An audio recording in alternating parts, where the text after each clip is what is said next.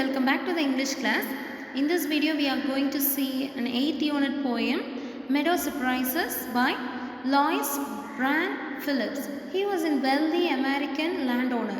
So அமெரிக்காவை சேர்ந்த ஒரு லேண்ட்ஓனர்னால் தமிழில் நிலக்கிழார்னு சொல்லுவாங்க.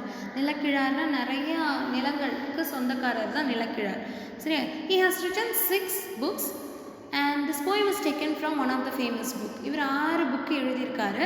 அந்த புத்தகங்கள்லேருந்து எடுக்கப்பட்ட ஒரு ஃபேமஸான போயம் தான் என்னன்னு பார்த்தீங்கன்னா meadow surprises. Okay, first of all we have to know what is meadow. மெடோனா என்னன்னு பார்த்தீங்கன்னா தமிழில் புல்வெளி அப்படின்னு சொல்லுவாங்க. In English it is said to be lawn.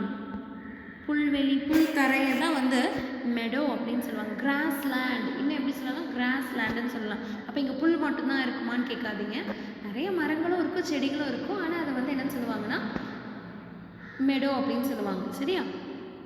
So இங்கே என்ன சர்ப்ரைசஸ்னால் என்னது, தமிழில் ஆச்சரியங்கள், அதிசயங்கள், இதெல்லாம் வந்து surprises.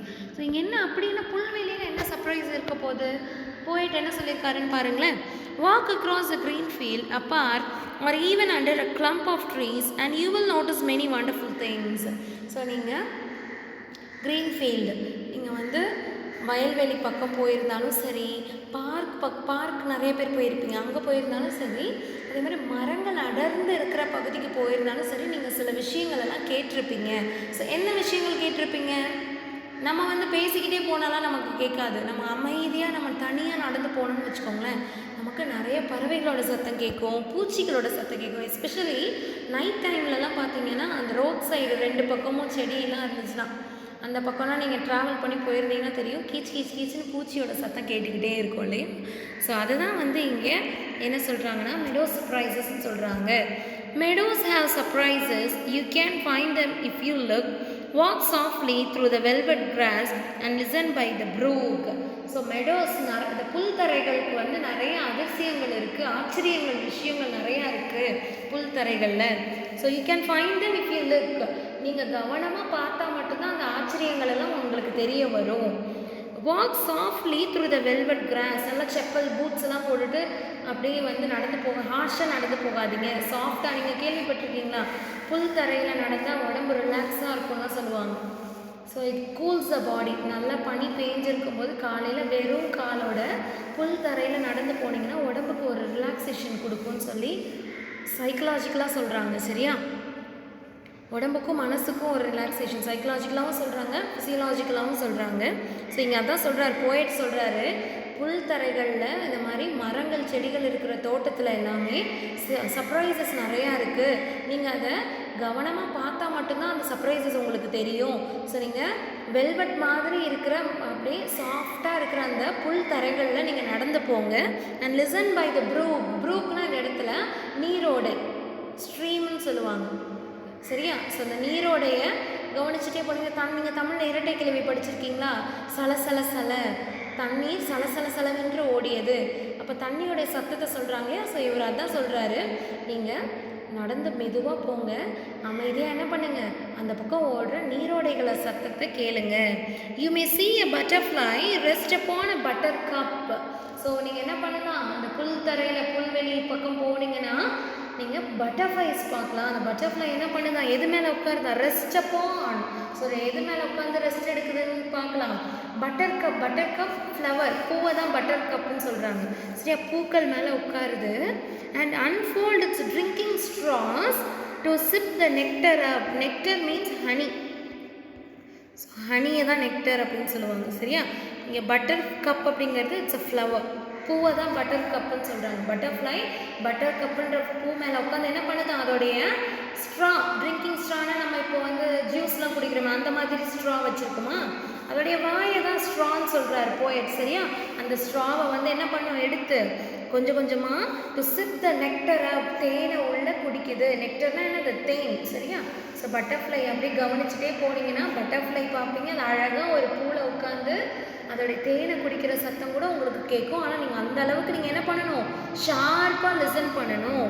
You may scares a rabbit who is sitting very still, though at first you may not see him, when he hops you will.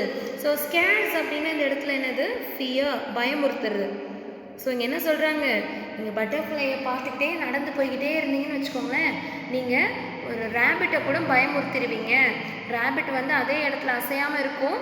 நீங்கள் அங்கே rapid இருக்கிறதே உங்களுக்கு தெரியாது. ஆனால் அந்த ரேபிட் குதிச்சு ஓடும்போது தான் உங்களுக்கு அங்கே ரேபிட் இருக்குன்னே தெரியும். ரேபிட் என்ன பண்ணுது, உங்களை பார்த்து பயந்து ஓடிடும்.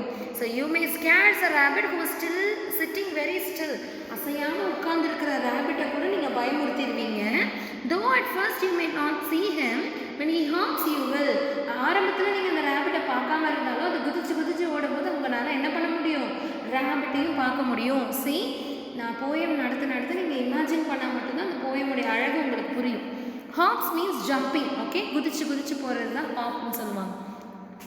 A dandelion whose fussy head was golden days ago has turned to airy parachutes that flutters when you blow. So dandelion-னா நீங்கள் தாத்தா பூன்னு கேள்விப்பட்டிருக்கீங்களா? சொல்லுவாங்க தாத்தா பூ அப்படின்னா என்னென்னா அதோடைய அந்த பூ வந்து வெள்ளை கலரில் தாத்தா பாட்டியோட முடி மாதிரி வெள்ளையாக இருக்கும். அது ஊதுனீங்கன்னா அது பறக்கும். அது இங்கே கொடுத்துருக்காங்க பாருங்களேன், ஒயிட் கலரில் இருக்கும். இதோ இருக்குது பாருங்கள், இந்த பூவை தான் டேண்டிலியன். ஆக்சுவலி வந்து அது எல்லோ கலர் பூ தான். அது எப்படி இருக்கும்னா நம்ம சாமந்தி இப்போ மேரிகோல்டு இருக்கு இல்லையா, அந்த மேரிகோல்டு மாதிரி எல்லோ கலரில் தான் இருக்கும். ஆனால் காய காய என்ன ஆகிடும், காற்று அடிக்க அடிக்க காஞ்சி போனதுக்கப்புறம் அது ஒயிட் கலரில் மாறிடும். ஒயிட் கலரில் மாறினதுக்கப்புறம் காற்று வேகமாக அடித்து அது பறந்து போயிடும். ஊதுனீங்கன்னா அப்படியே அழகாக பறந்து போகும். சரியா, அதுதான் டேண்டிலியான்னு சொல்கிறாங்க. That flutter when you blow. என்ன சொல்கிறாரு, அது பேராஷூட் போட்ட மாதிரி he turned to airy parachutes that flutter when you blow. So அந்த டேண்டிலியான் வந்து எல்லோ கலரில் இருக்கிற அந்த டேண்டிலியான் ஃப்ளவர் ஒயிட் கலரில் ஆனதுக்கப்புறம் காற்றுல பேராஷூட் கட்டாமே என்ன பண்ணுமா, நீங்கள் ஊதுனீங்கன்னா பறந்து போகும். நமக்கும் இந்த எக்ஸ்பீரியன்ஸ்லாம் இருந்திருக்குல்ல, நம்ம அந்த பூவை பார்த்தாலே நம்ம ஊதி ஊதி பார்ப்போம் இல்லையா.